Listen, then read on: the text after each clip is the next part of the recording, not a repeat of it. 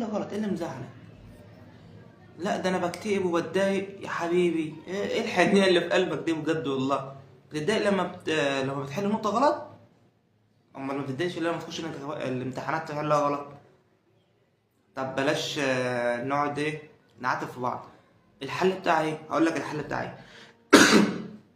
رقم واحد، لا بص، عايزك بقى تبقى اقوى من كده. بمعنى يعني جمد قلبك وابدأ حل. مش عارف اعملها لوحدي، تمام.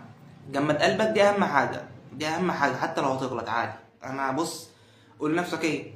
انا هجمد قلبي واخش احل غلط، انا عايز احل غلط. مبدئيا كده انت لسه الامتحانات ما جاتش مع نفسك.